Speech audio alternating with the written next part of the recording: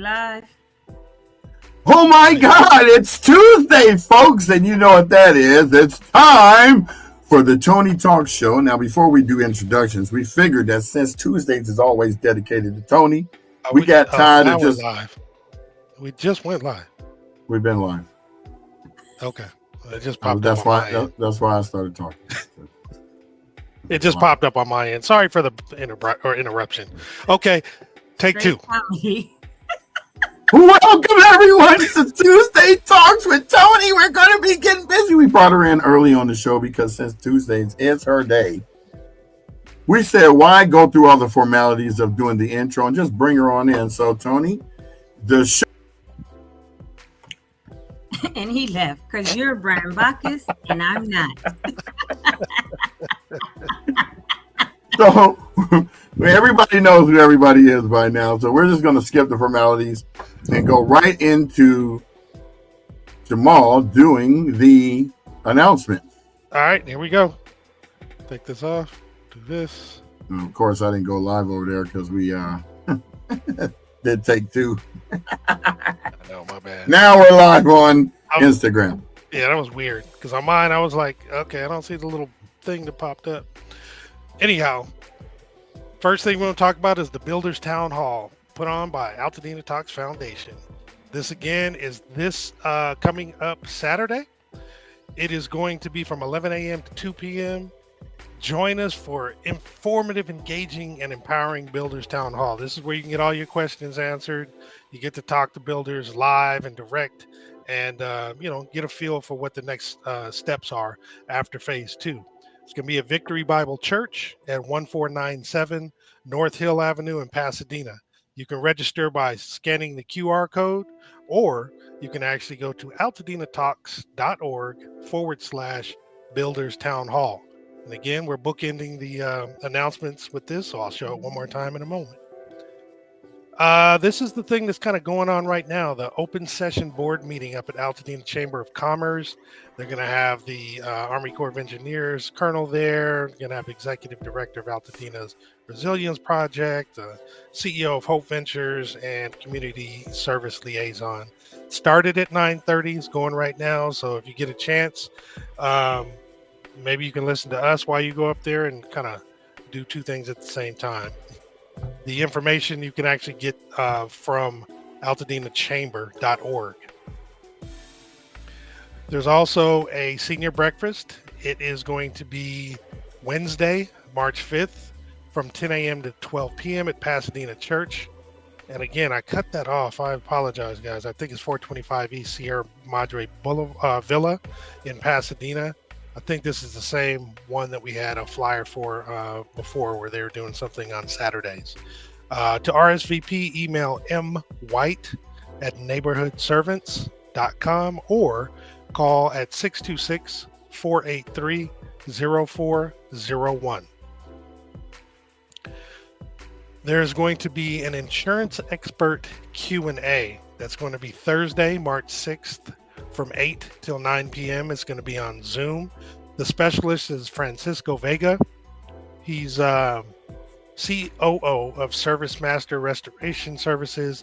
He's an expert in insurance vendor management and has 17 years as an adjuster and trainer at major carriers. You can scan the QR code to sign up. The LA County Household Relief Grant Program, you can apply now, and the deadline is March 12th. These are grants up to $18,000, and you would go to LACountyReliefFund.com. The next slide, I actually go into a little more detail for you guys. The breakdown is households of 2 or less, you can get a maximum of $6,000, and that's basically a household consisting of 1 or 2 members, including individuals living alone or couples with dependents. For the $12,000, it's households of 3 or more, and that's households with at least 3 people, where at least one person is a dependent minor or a dependent adult. And for multi-generational households, that's where you can get up to $18,000, and that's households with at least 4 people that include dependent minors and or dependent adults, and consist of at least 3 separate generations. A little Star at the bottom, this program defines a household as all people who occupy a housing unit, such as a house or apartment, as their usual place of residence.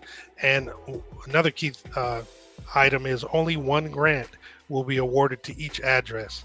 And again, the maximum amount of relief funds an affected address can receive from this program is $18,000. But again, if you go to the LA Relief Fund link, it'll have all that information on it. So we go to Union Station Homeless Services. They still are providing some free pickup stuff on Wednesdays from 11 a.m. to 7 p.m. You can get kits with hygiene products, toiletries, deodorants, menstrual products, toothpaste, and toothbrushes. You can get new bedding, towels, and clothing, full-size body wash, bars of soap, shampoo, and conditioners, stable shelf-stable foods and snacks, and sack lunches. Baby items such as diapers, wipes, and formulas, and there will be assorted gift cards as well. And this you can go to 412 South Raymond Avenue in Pasadena. And for information, you can reach out at eatonfire@ushs.org. Found this one out. This is kind of cool. This is where you can actually, I'll just read it. Lose your home in an Eaton fire. Well, we'll help you do up to 6 regular loads for free.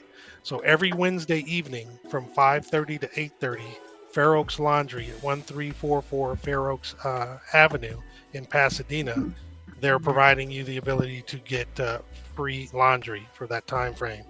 Go ahead and give a phone call at 818-246-2476. And you know what? There's a link. I'll add that next time for tomorrow, so you guys can actually utilize it. But you have to block out the time, but it is free. I thought that was a pretty cool thing. World Central Kitchen is serving free hot meals at certain locations. Again, they're also offering portable water stations and offering farmers markets.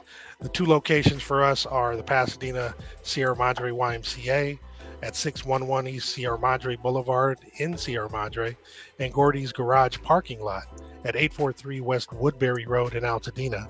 Each location is open from 11 a.m. to 3 p.m. and then again from 4 p.m. to 8 p.m. The Disaster Relief Claim Assistance is open from Wednesdays from 9 a.m. to 1 p.m. and Fridays from 1 p.m. to 5 p.m. This is at the Jackie Robinson Community Center at 1020 North Fair Oaks Avenue in Pasadena. The critical dates, American Red Cross has that deadline is passed. So for FEMA registration or the Small Business Association registration, those deadlines are the 10th of March. And then the Army Corps of Engineers for the right of entry form, that deadline is the 31st of March. And you can scan these codes if you want to go ahead and register for those. And the disaster recovery centers are available from 9 a.m. to 7 p.m. 7 days a week. And remember, you can also get your permitting and planning done there. And this is at 540 West Woodbury Road in Altadena. And with that, we bookend the announcements with the Builder Town Hall again. It's Saturday, 11 to 2 at Victory Bible Church, 1497 North Hill in Pasadena. And with that, I'm going to bring Toni back in and let her kind of take it from here. Thanks, Jamal. And thank you for opening and bookending that or closing that portion of it with the town hall. Just as a quick update, we have 96 people registered this morning. Yesterday morning, we were at 60 or something like that, or 64. And then midday was 75, but right now I just checked and we're at 96. So that's excellent. I will be ordering sandwiches today from Perry. So I'm going to try sandwiches. So I'll order to make sure that everyone has a nice sandwich when they're there. It will be a variety: tuna, chicken, roast beef, turkey, and veggie. Because I know Lent starts tomorrow. So some people may not want to eat meat, but they can have the tuna or the veggie. Others that want to eat meat can. And I thank Perry for working with us as, trying to work on catering this. I do not have a guest today. We're so close to the town hall. I told him, don't worry about it. It was Ariel Babikian, but I told him not to worry about it. We're going to just go over his stuff on Saturday. And again, he is the builder who builds in Armenia, and I need to find a video. Maybe I can find this video and put it in the link. Let me look for it real quick. And if so, put it in our internal chat. And if I find it, then I'll give it to you guys. And you can kind of just show a little bit of what Ariel does when I say alternative and how he builds with steel. I think we had a discussion at 4:00 this morning. Thank you, Brian, for texting that early, or 4:30. But the crazy part is I was up and replied back immediately. I know. I was like, dang, that was weird. I saw that. I was like, wait a minute. What time? Why are they texting? Nah, I put the phone back down. I was like, I'm an early bird. So is it 8:30? Right. Good Lord. But I laughed because I was like, that's funny because I'm actually up and texting him right back. And I said, he's going to be like, Toni, what are you doing? But no, I just went right with it. So there's a link, Jamal. I don't know if you can bring that up or not, but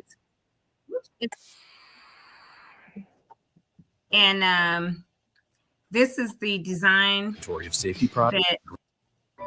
Homes of Hope is an initiative of the Armenian Relief and Development Association to replace the shanty homes that cover the Armenian countryside with dignified, resilient homes that meet Western building standards.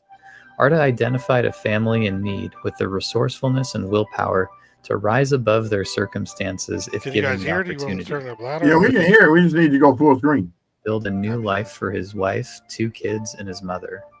A collaboration among ARTA, Formfound Design, and Orange Coast College was forged to meet the challenge of designing the home. To make the project truly international, ARTA was able to pay the tuition of 7 students from Armenia who joined the class via Zoom. So I compress it, the middle photograph. They compress it and then make these bricks, which they then use not only to heat their house. I have 3 main volumes here. For metal, it's easy to weld. Right. You can weld this. So this is going to be the studio, which is going to lead to the greenhouse. Once a design was selected, it was sent to our consultant in Melbourne who created a digital framing model that could be sent to the FrameCAD roll former machine and printed. Rather than printing the steel in the US and paying for shipping, we found a company in Romania with the means to print and transport the steel to Armenia. Arriving in Armenia, we were met with a construction team of 10 volunteers who had taken time off their day jobs in order to help with the construction of this home. Working in small teams, we were able to assemble each wall and truss according to assembly diagrams that we had printed prior to arrival. Thanks to the brilliance of the FrameCAD software, all of the studs are pre-punched and labeled so that the house only fits together one way. Simpson Strong-Tie generously donated all of the brackets for the home, while Walter P. Moore Engineering provided structural consultation pro bono. Overcoming language barriers and a steep learning curve for the technology, we were able to assemble the steel frame in 3 days.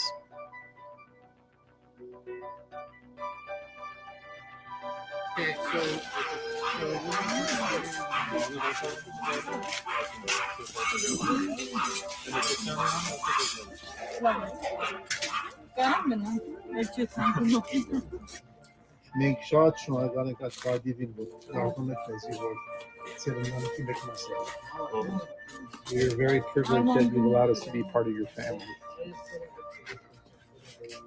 You're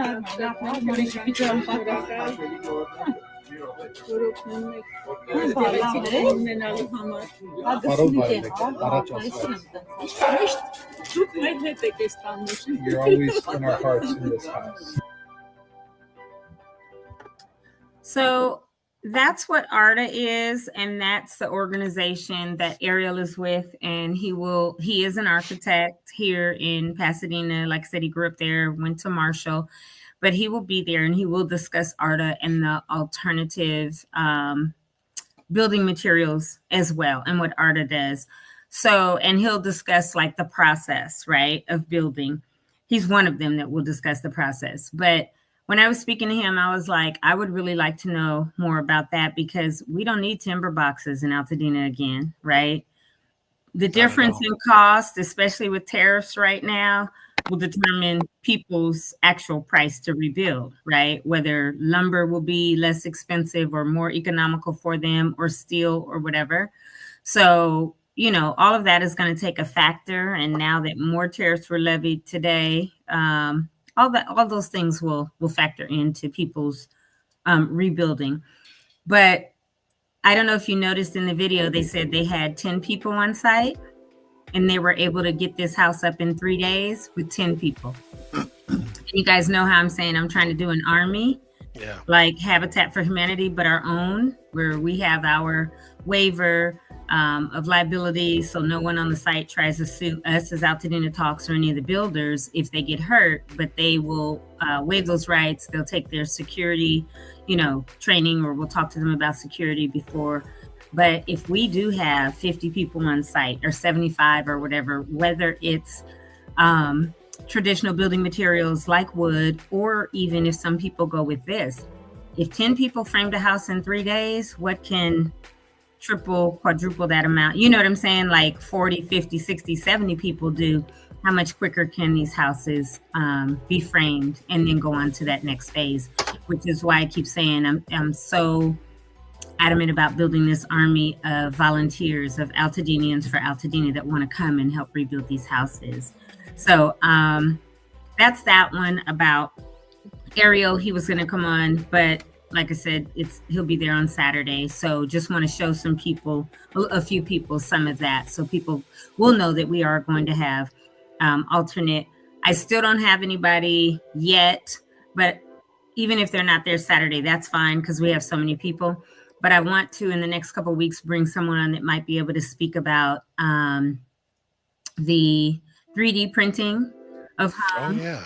Can usually be up within a week's time also. And they bring the machine on site. They print what they can off site, and then they bring the machine on site to do other little pieces. But generally, those 3D printed homes are very, very sturdy. They got them in places that have tornadoes. In Texas, a couple in Oklahoma or whatever, and those houses last. They withstand all of that. So they'd obviously have to withstand California building code for earthquakes and things like that.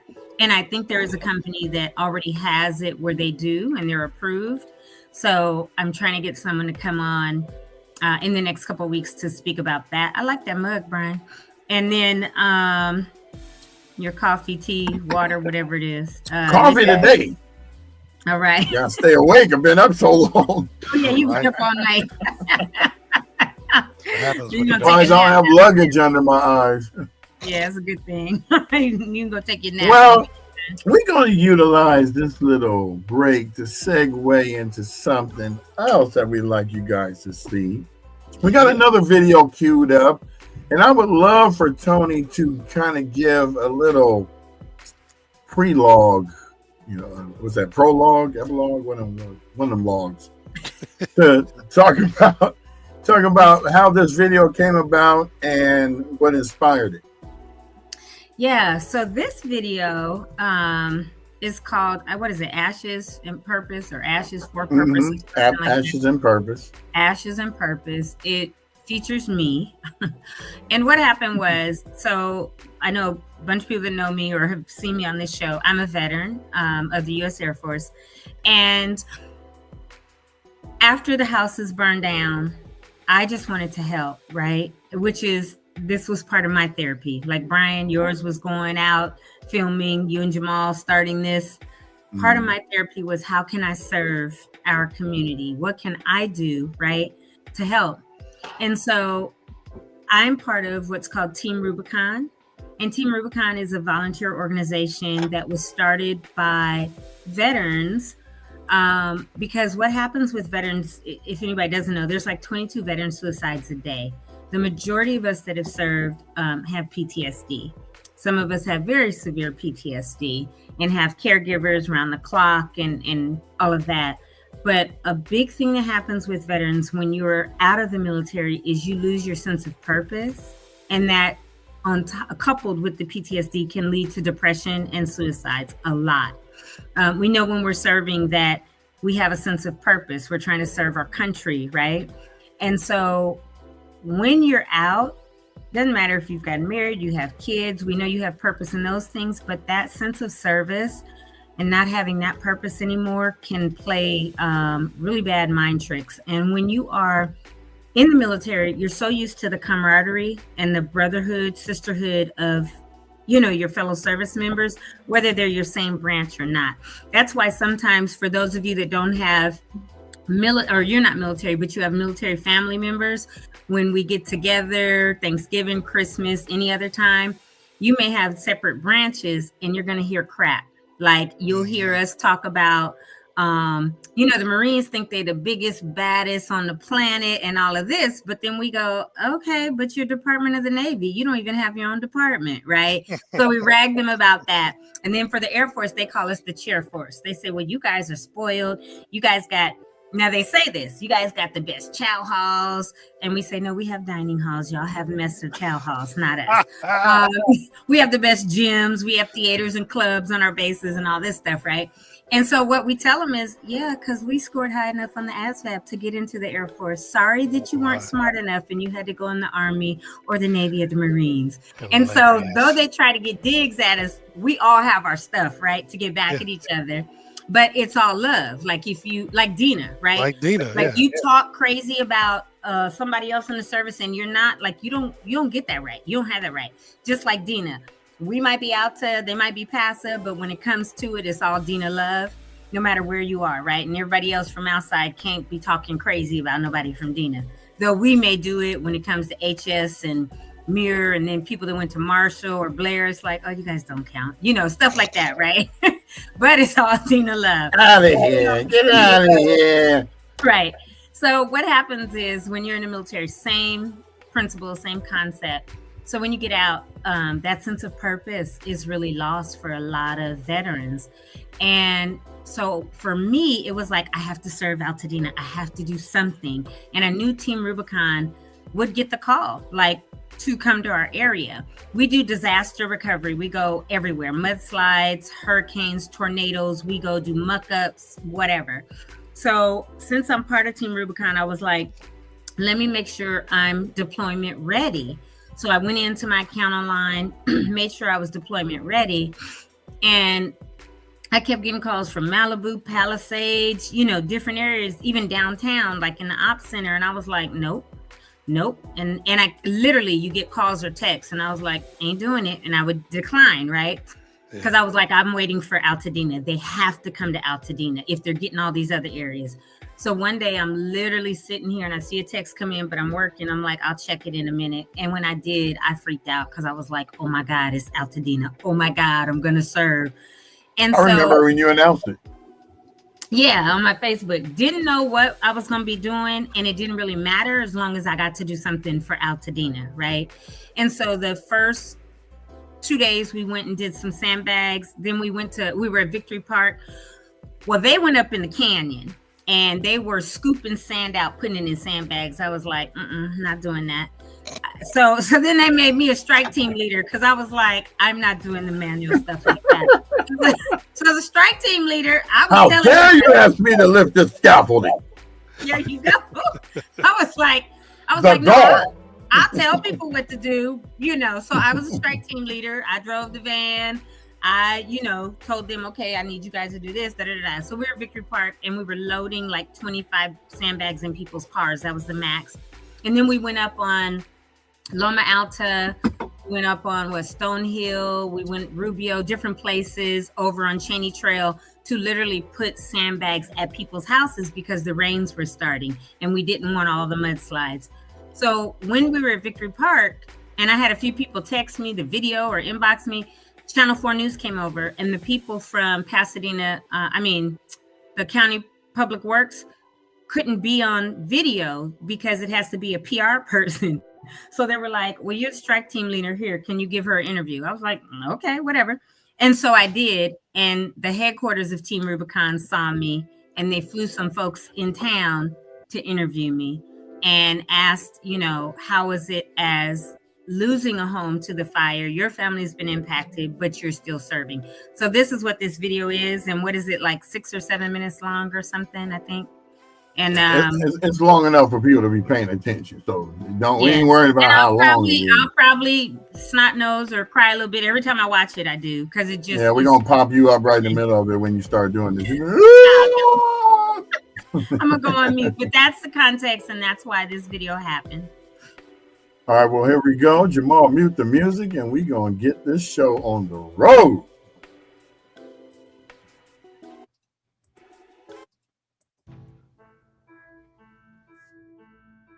Hear it? Yeah. There were literally fire tornadoes on this street. My brother, who's a fire chief for CAL FIRE, I called him to come up here, and he was screaming. He was dropping F-bombs because he hadn't seen fire tornadoes the way they were on this street. It's just incredibly crazy. Like, Altadena is such an amazing place to live, super diverse. It's just how awesome our community has always been. And so now everybody's like grieving because our town is basically gone.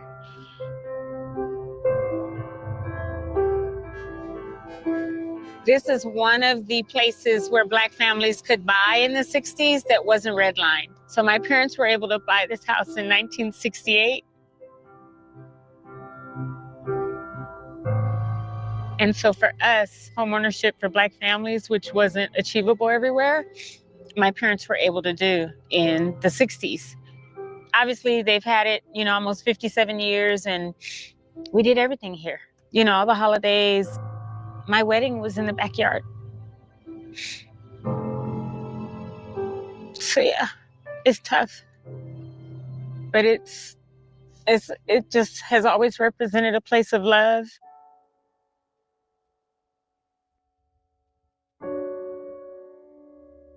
So this is the living room. This was the TV stand that the TV was on. But this window was right here, and it was glass block. So I really want to try to salvage some of the pieces of it and make something artwork wise if I can. Is that a photo? Like a yearbook or something? Class of 82, 10th grade. Oh my gosh, it is.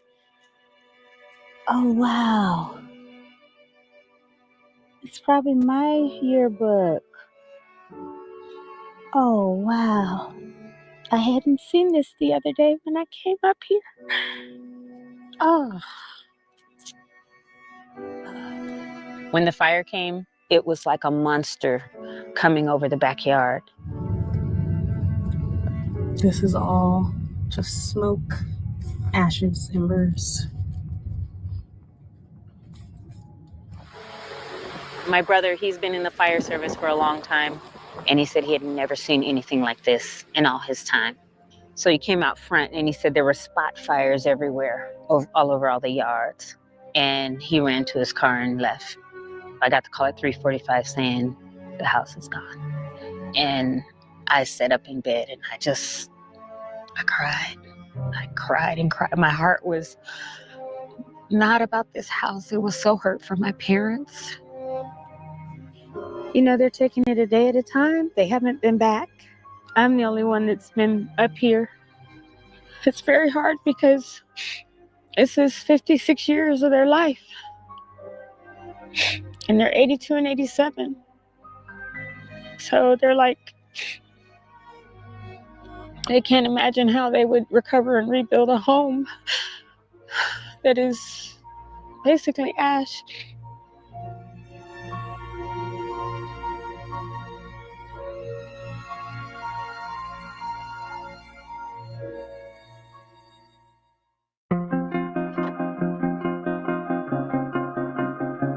In that 7-day time span, it was, I'm registered with TR, and I know TR is going to get deployed somewhere. I didn't know when or where, but I was like, let me go in and make sure, like, I'm good to go, right? Because I wanted to make sure that when TR got the call for Altadena, because I just knew in my heart that they would, that I was ready because I had to be here to help my community. But I was working and I saw that I had a text and I was like, who's this from? And when I opened it, I was like, I was so excited because it was like, finally, I can go and deploy into my hometown and do it with a group that is near and dear to my heart because I'm a veteran. Because there's something with veterans that we're family, right? And so for me, there was never a question who that I would go and help with. I knew it would be Team Rubicon, and I knew that they would get the call to come to Altadena.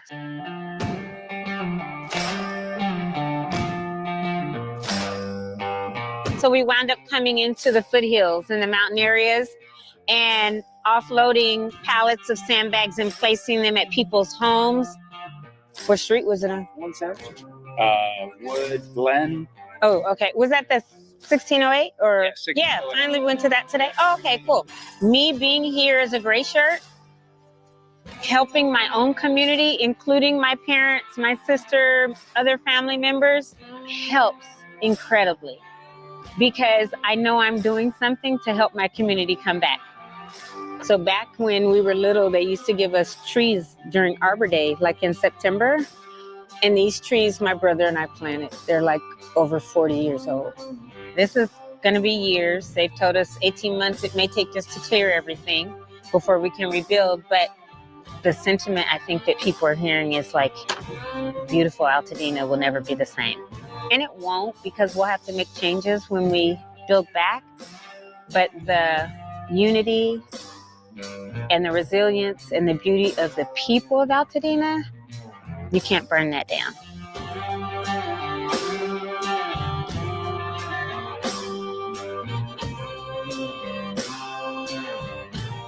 Thank you so much. From the depths of my soul, the bottom of my heart, thank you, gray shirts, every single one of you. And thank you to every donor, everyone who has clicked or will click and donate. And with all gratitude, we couldn't do it without you. So thank you so much for coming to help us in Altadena, California.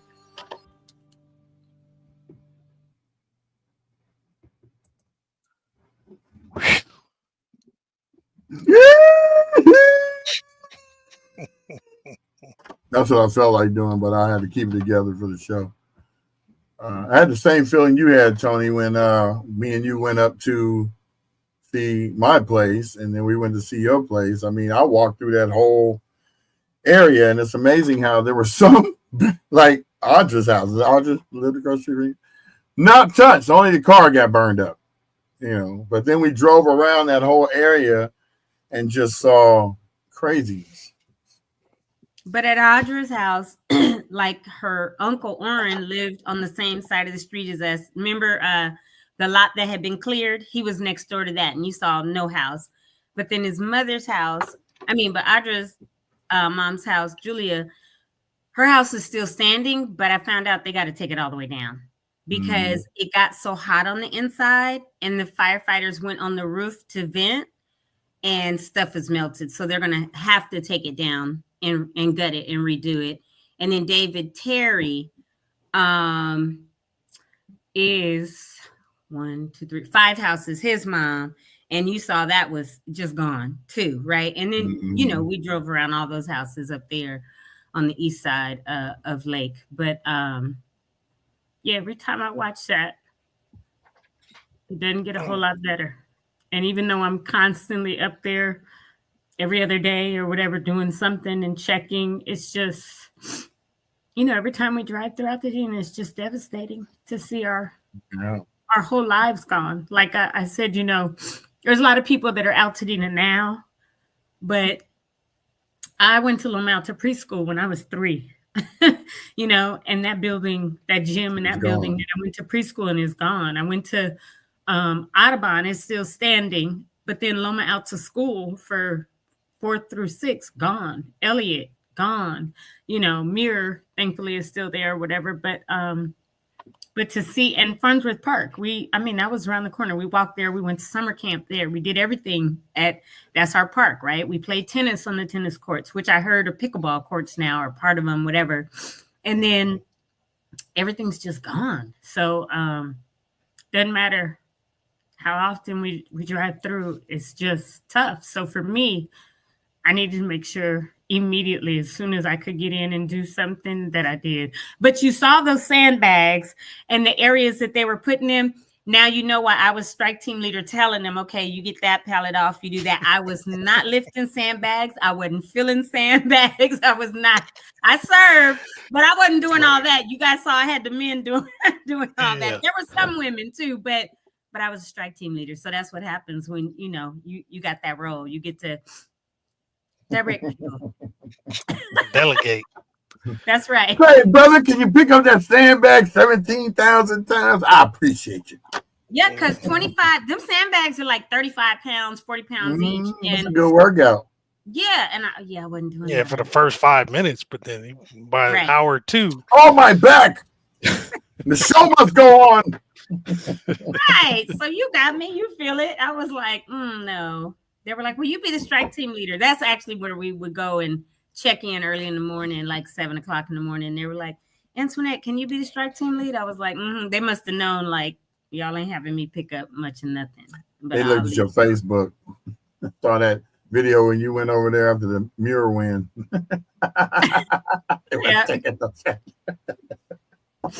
Yeah, so that was funny. But thanks for sharing that. It's emotional every time I view it.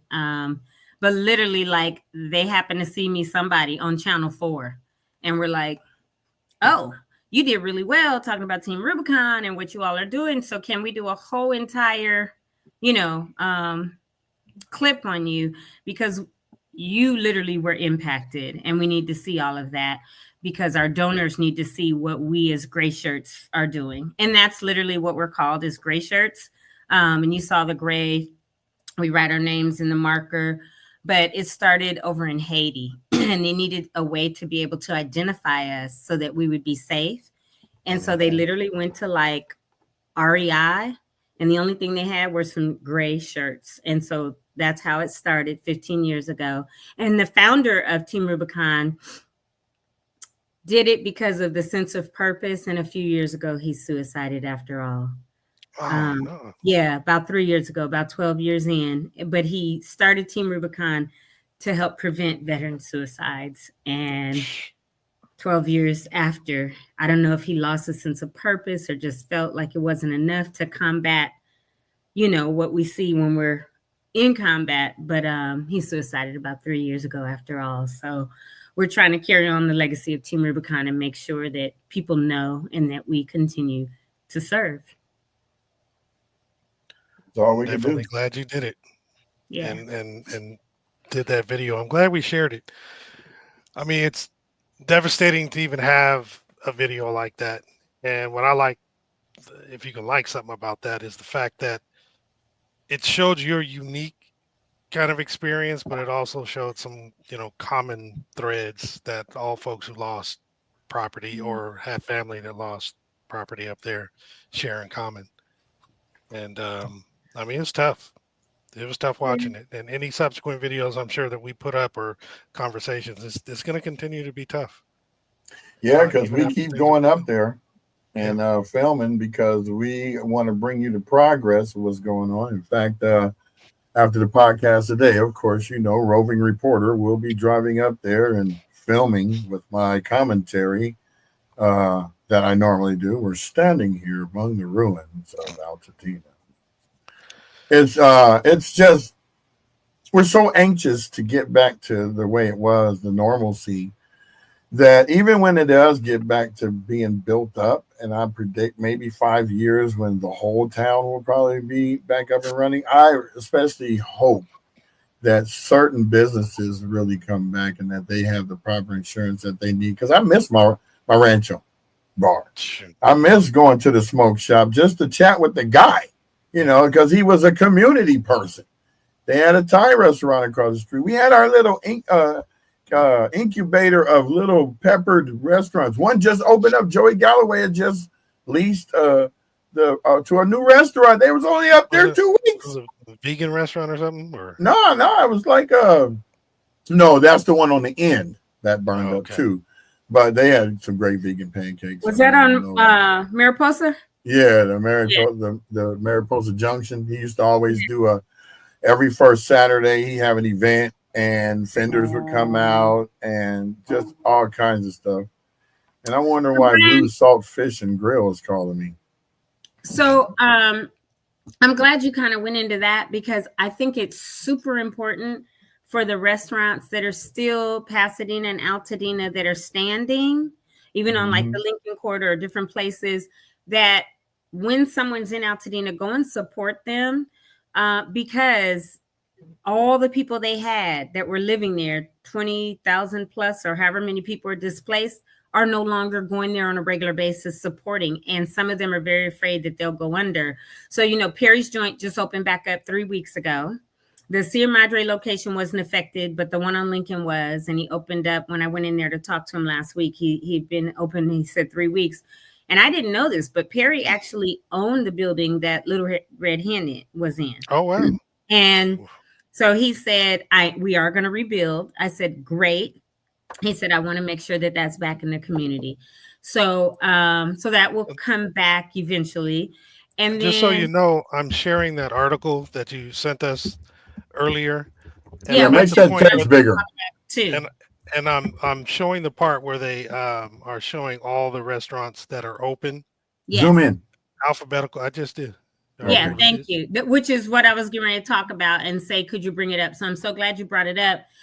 And then there's it's so important that when we are out there, even if you do just go to do a drive by your place, try to stop and support someone, because they've been struggling. I know I saw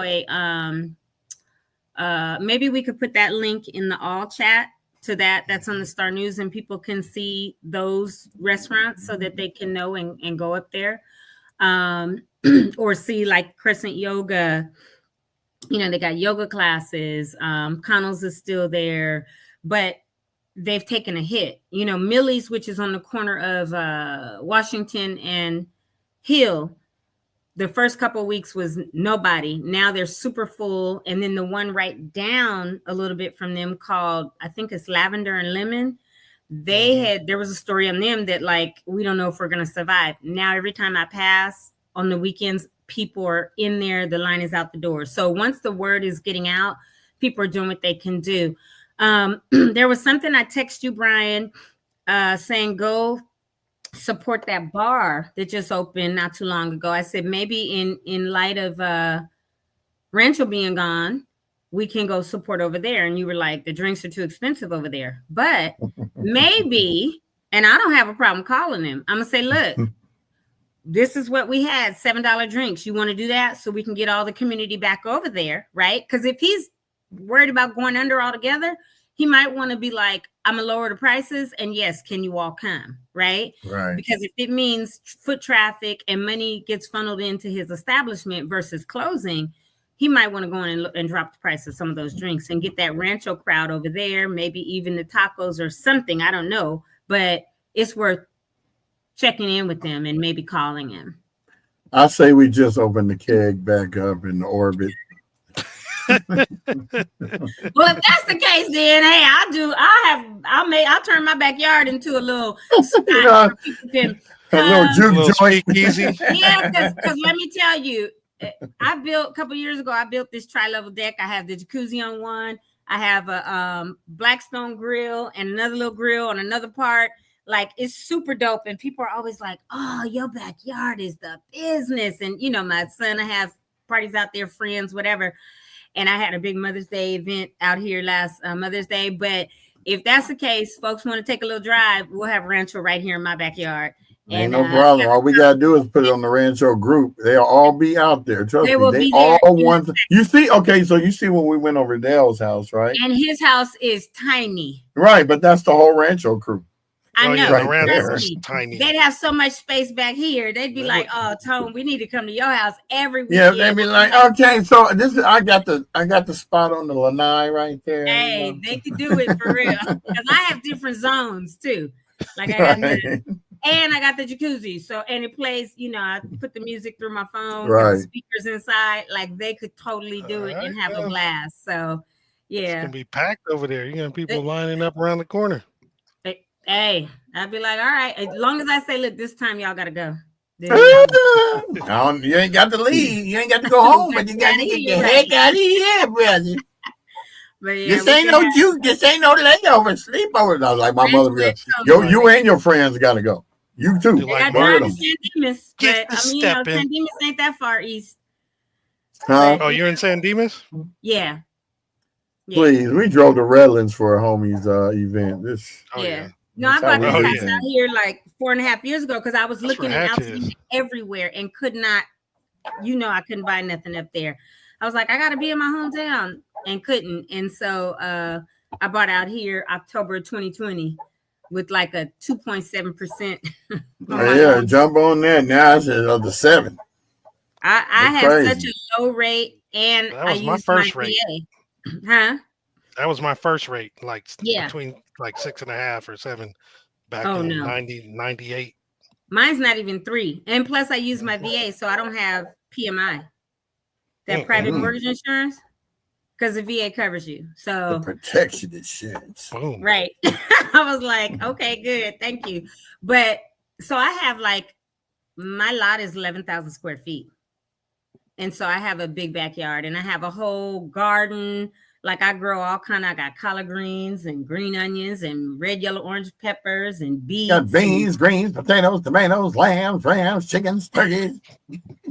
Yeah, so hey, you name it, right? So I have like a whole garden outside. I got the deck, and then I got a couple. My mom was looking at me dancing. She was like, "What are you doing?" She's like, "I felt the Holy Spirit." Okay, right. Now that reminded me of Bugs Bunny when we were talking about that.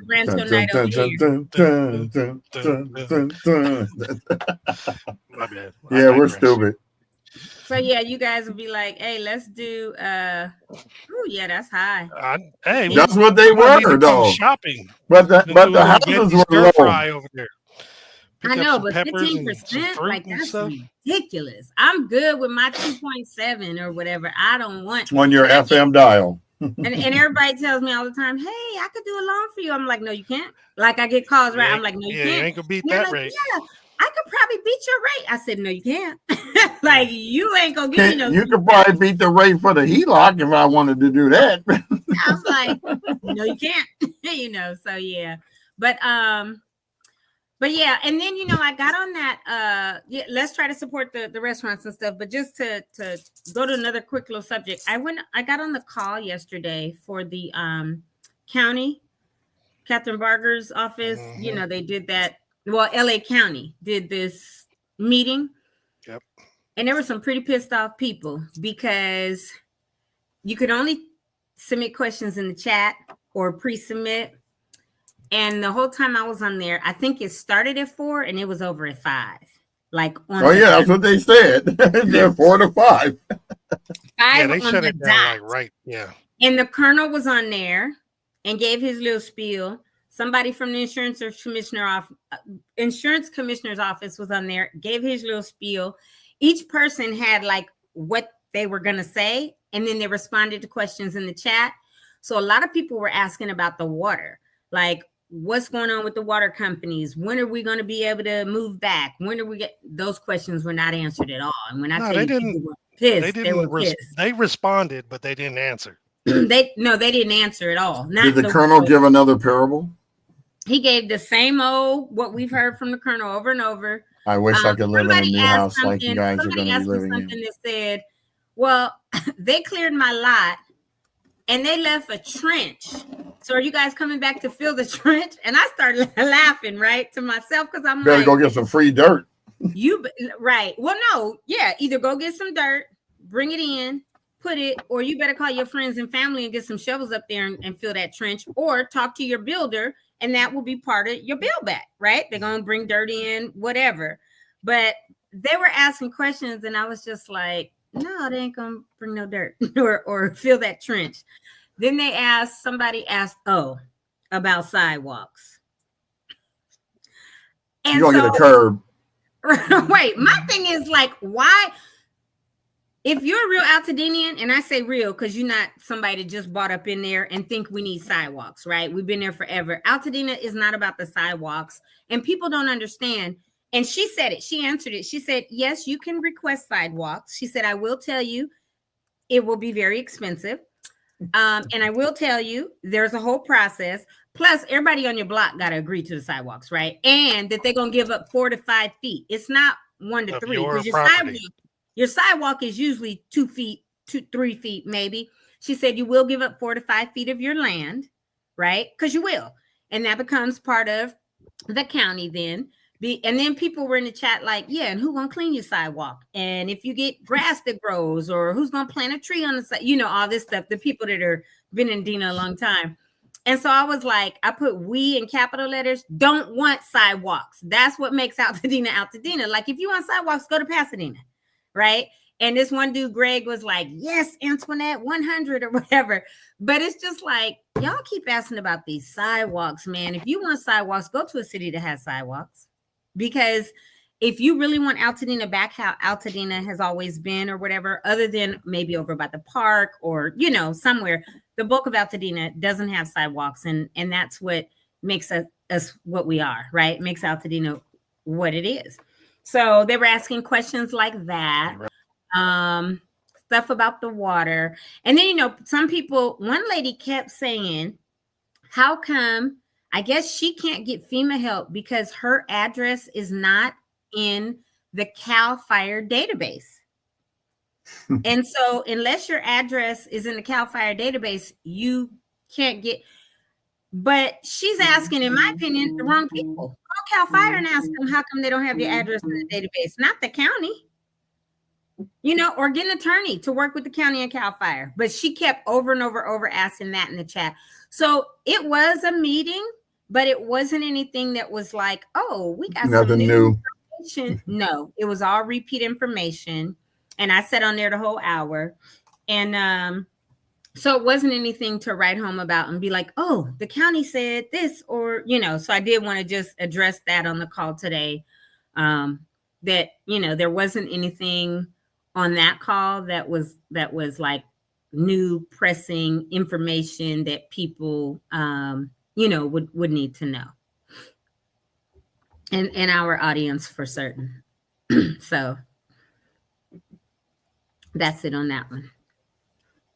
Well, this was a very informative podcast today. We showed some different things that are going on. We debuted some videos so that you could see how homes are built with steel and steel framing and how quickly they can get up. So I saw a special on, I think it came up on our blog, an article of the lady who was on the press conference with Governor Newsom, the German lady who's wanting to get her home done. So be the first one done. Yeah, she said that they're going to build it all in cement. And Toni, what did you say? I said, I don't want no all cement home because now I get the blocks, right? Concrete blocks. They do that in a lot of countries that have earthquakes like Mexico, and their stuff does really well, right? Because we're earthquake prone. But I don't want a ceiling made out of cement. Because if we do have an earthquake and it shakes too much, I don't want pieces. I don't want to die. That's the whole family gone. Right. But it's different from regular cinder blocks, right? That are concrete and pouring concrete for the slab and the ceilings or whatever. Then the insulated concrete form, the ICF that I was mentioning yesterday. And the ICFs are like, I should have given you that link. Hold on. Maybe I could pull it up real quick before we head off. All right, because I keep yawning. I'm going to fall asleep. Okay, hold on. Here, Jamal, put this up real quick. I'll be like this other show. You're not that sleepy. Okay, Jamal, if you could bring that up. That's the insulated concrete form. And this one is like insulated concrete form versus concrete foundation, right? Poured. And so people can see that's what the foundation would look like. And then if you see how the rebar is sticking up, and you can go elsewhere in the site too. But that white that you see is literally the insulated concrete, and they put them. Scroll down, because I want people to see this one. Keep going, and you might want to make the screen large right there. That's how the ICF, which are the concrete blocks, literally they stack like Legos, but it's made out of concrete. It's all insulated, so it is super energy efficient. It keeps your house cooler in the summer, keeps it warmer in the winter, and they can go all the way down, dig these trenches, put it, and then they can put that what you saw in the beginning, that yellow one. So that's a little bit different. If somebody says, I'm building my house out of ICF, that's different to me than saying I'm building my house out of cement, because cement is usually going to be traditional cinder blocks. You're going to have a poured foundation of cement, then cinder blocks, and then however they're doing. But if it's ICF, it is a little bit more expensive, but it's a really, really good product. It's a newer product, but they're building with it all over the country, including places that have earthquakes and tornadoes and hurricanes. I saw a TV show where they built a home with that, and it was phenomenal. I mean, they are like phenomenal. You said, Yeah. But again, in Altadena, there's the issue of people that may not have insurance or are underinsured, and can they afford that? So they may have to go with traditional timber, right? And everybody's gonna have to do what they can. But that right there, thanks Jamal for going more through the site and showing that. But the ICF is absolutely an option if you have it. Concrete is an option. Cinder blocks are very inexpensive, and that may be, those are the blocks. Cinder blocks may really be an option for people as well, right? But my thing was with that lady, she lived in a John's cottage, so she's not getting a cement John's cottage. She's not doing it again. Not like for like. It's not going to be like identical to no John's cottage, because they were not that. And I don't see how you could even make it exactly like that if it's a concrete. So, remember Allison did say like for like just simply meant footprint. Yes, like, it's not identical. So it doesn't have to be complete style. That's right. As long as it's the same footprint. So maybe that's all she's doing, and just obviously using different materials and a different style. It's the footprint plus that 10%. And now you don't even have to justify, oh, I want a bigger this or that or any of that. So yeah. Right. So one of my neighbors had two properties next door to each other. One was cinder and the other regular, and the house that was cinder block burned, and the other is still standing. Yeah, that is weird. Definitely weird. But you know what? It might have been older cinder block that doesn't have the new technology with the fireproofing in it, because I know it was cinder block. Exactly. Right. Cinder block. You're so stupid. But anyway, look at Jamal. He's like, oh God. But anyway, we'll just have to wait and see what people do. I mean, I know that cinder blocks and concrete that's poured nowadays has some type of fire retardant or resistant in it, because it's part of the new building codes. So they have to. But I don't want no cinder block house. I don't even have a cinder block wall. When we were putting my new fence up, because on one side the neighbor had cinder block, and they were like, "Oh, you want?" I said, "No, I don't. Don't ask me. Do I want cinder block? I hate cinder block walls." And they were like, "Oh, okay." So we did something else. But now you're not going to be able to put wood fences up. Really? It's got to be something that is fire retardant. They're not going to allow wood fences in between properties, because everything we got, tinder box. Did you see the lady's house that said she wanted to be the first one to build? They was knocking down her chimney. Oh, really? Yeah, so you ain't got no fireplace now, buddy. You didn't let it get knocked down. And the thing about that is you can have a fireplace if it's electrical, or if you don't have them tear the one you have standing up.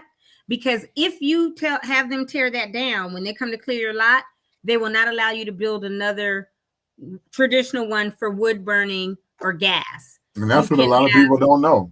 Exactly. That's why I said it last week, and I'm going to keep saying it, because I like a fireplace and I burn my wood. And my parents converted theirs to gas too, but I have to make sure my mom understands, if you want that fireplace and they could build a new house around it, because it has the old firebox, do not let them tear it down, because if they do, and that's anybody, if you have a standing chimney, which is the only thing that's standing, and you want to want keep it, do not let the Army Corps engineers tear that down, because if you do, they will not allow you to put another one like that up. You can get one, but it will be one of those electric ones that are built into the wall. So you heard it here first, folks. They may not have heard it here first, but with the wood. Well, they did, because we've been saying it for a while. Yeah, it is treated wood. Yep. So, anywho, that's all I have today. It's 10 after, so we've been on about an hour. And does either one of you two have anything? Or are there any questions for us? No questions. But I think this was a very informative podcast. We almost started on time. We're ending on time. Appreciate everybody being here and engaging and watching the videos today. And we've had 4 more. Oh yeah, that's what we forgot. Tomorrow we're going to keep that link up the whole time, regardless of who's going to be on, because that's the priority, which is that link right there. Actually, 3 more. So we're at 99 of the 200 tickets right now. 99. Come on, 99. Folks, today get us over 100. It'll happen today. Mark. Yeah, it'll happen. And like I said, we're getting the food today, so you guys are going to be nourished. Yeah, don't play. You're going to nourish your bodies as well as your minds with all kind of info. Your mind, your body, and your soul. And your soul, because it's going to be at Victory Bible Church. So, I mean, come on now. What is the Brookside event again, Elaine? What is that she's talking about? I know she mentioned it, or you guys mentioned it yesterday, but... No, that's the one today. The Altadena Chamber one. That's the one today at 2. Oh, okay. Wait, my bad. What do you? Getting ready for the Brooks. Oh, yeah. My bad. Yeah, so it's 2 p.m. to 2:30 to 4 or something like that. Yeah. Oh, that'd be nice. I have to be at the VA for a doctor's appointment at 2:30. I'll be there covering it. I'll be like, okay, they over here lying again. No, I'm just playing. Oh, for the SBA. Okay. Yeah, there's still gray areas, and like I said, I think all the officials, I'm choosing to give them grace, because I really do think everybody is trying to be as helpful as possible. But what's happening is it's like, let's figure it out as we go, because the master plan for the county, because this was never expected, right? The master recovery plan had that shell, but was never fully filled in about this is how we would handle this. This is what we would do with this, all of that. And so, so that's why, there's gray areas, and one person is saying this and one person is saying this, and then they talk, and then it's like, this is what the actual, answer is. Yeah, I think we announced that, Zaire, in one of our announcements. I think that's from 8 to 10 a.m. or something like that. If you have a flyer for that, Zaire, shoot it to us. No, you have the flyer. I'll look for it too. For the gas giveaway? Yeah, it's all on the same New Revelation thing, and they were going to be doing the toy thing. Remember, we was it an older one? Well, it was one we did yesterday to talk about for this weekend. Why didn't I take it out? So they've been doing them. New Rev has been doing something, it seems like, every weekend. They are doing it every weekend. Yeah, they have gas. They've been giving about laptops. They got a kids day, come out and play, and then they got something going on in the afternoon. Yeah, which is really, really good, because they're getting the donations in, and they're able to turn it right around each week and do something. So I know I saw Coda at something, but anyway, yeah, New Rev has been on it every weekend, so that's really good. But yeah, we've got about 99, almost 100 people. I'm sure we'll get some more. Please, if you plan on attending Saturday, go to the link. Oh, that's good that they're giving away cards. That's cool. So I know Brennan Lamar worked with Cedric the Entertainer, and through what he's doing, even though he's, our youth pastor at Victory, they gave away 10 of those red Fiats, which was dope. And then to date, Victory's given away 20 cars to people in the community and at our church that lost cars. Because we had 40, what did I say yesterday? 45, somewhere between 45 and 48 families impacted, and several lost everything, including all their cars. So I'm thrilled every day to hear what the community is doing, all the different churches and organizations that may not be faith-based, and then the ones that are partnering together to help people, because that's what's needed, right? Whether it's a car, a place to live, cash, whatever.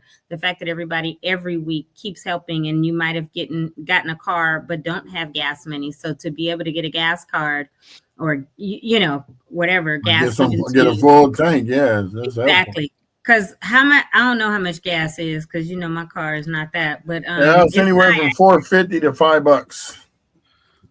I got more. And that's AM PM. You plug it in every day?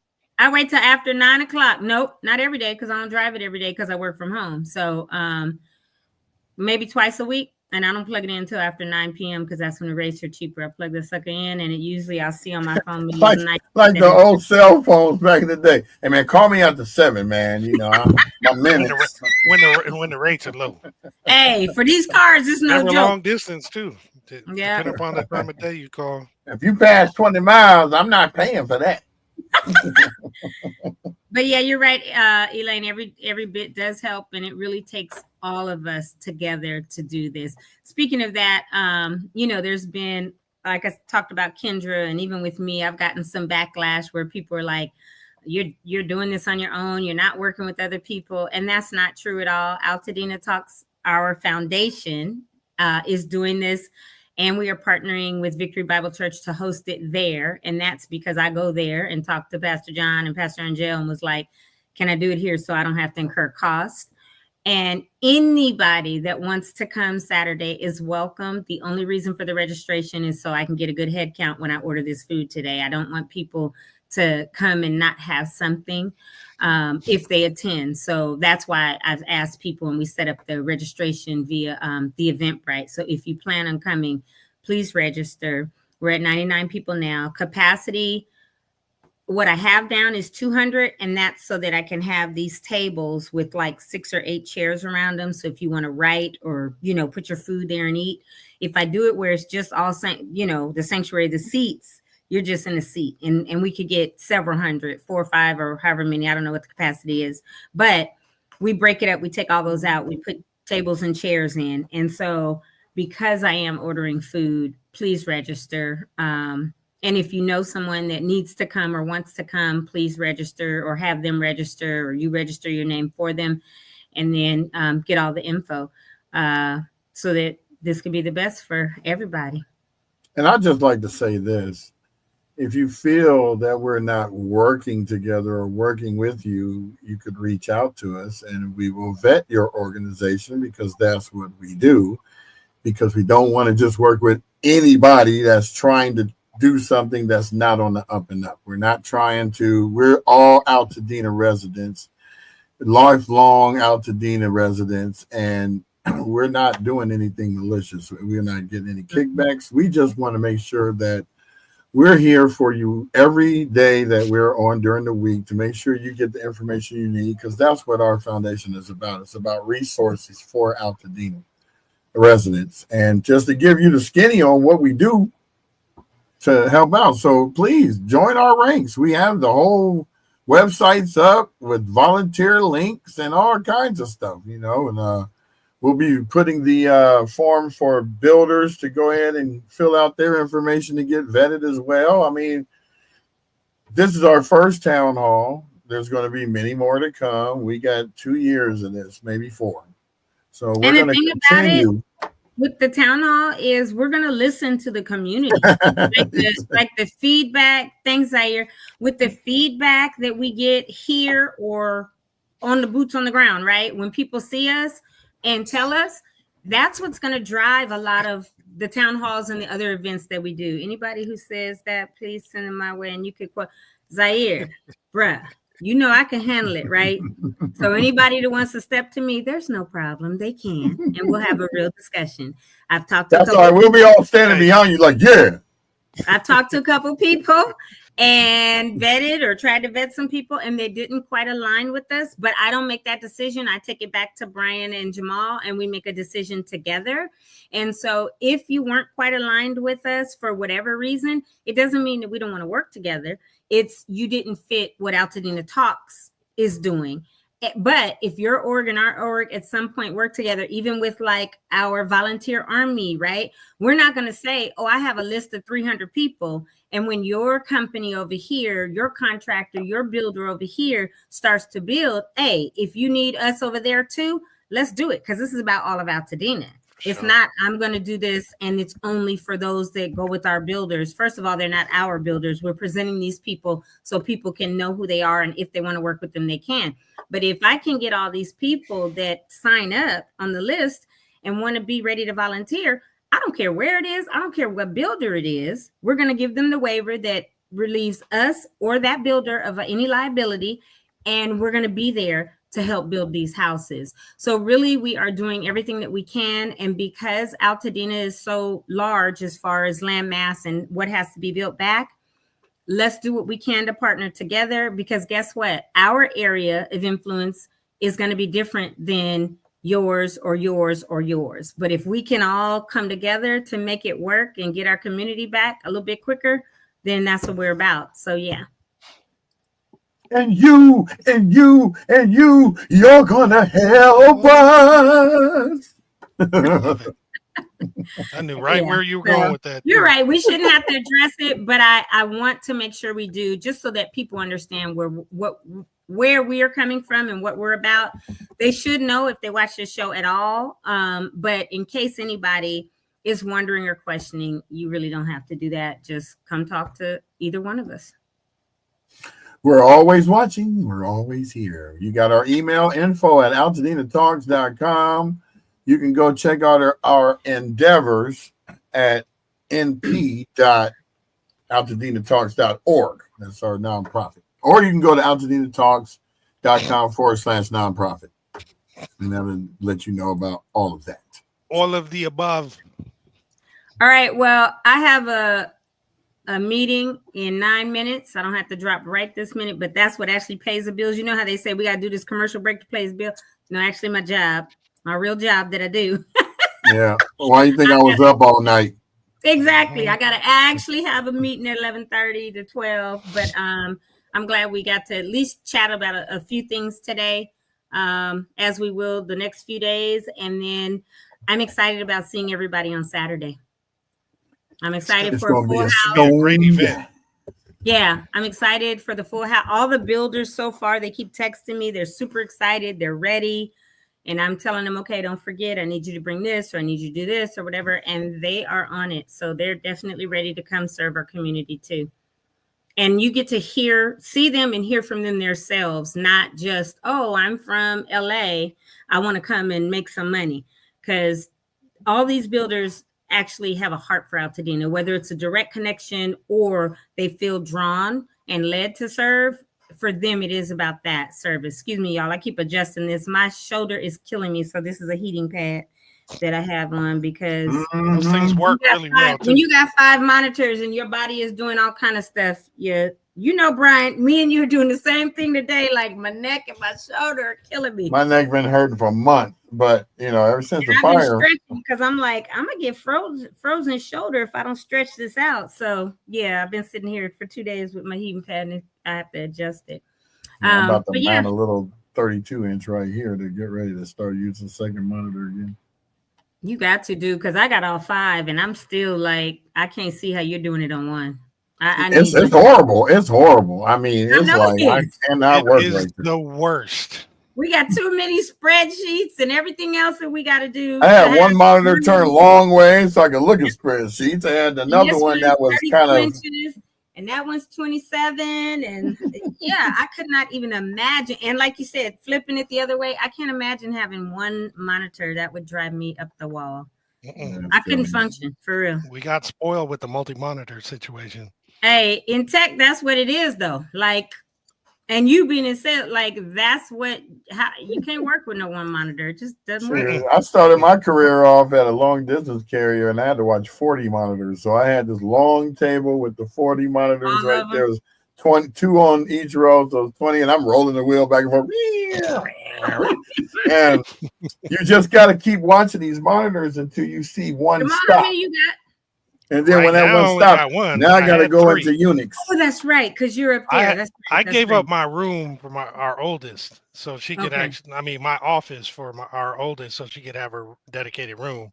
So I'm like, every day I have to close my stuff up, put it away, and then when I come back, I have to open it up and set everything up. So I just got the one monitor, but it's a 17-inch monitor for a laptop, so it's better than what I I got was a Nothing. doing 17. a I couple got a weeks ago. 17 and 2 13s, and then this 27 and 32 inch.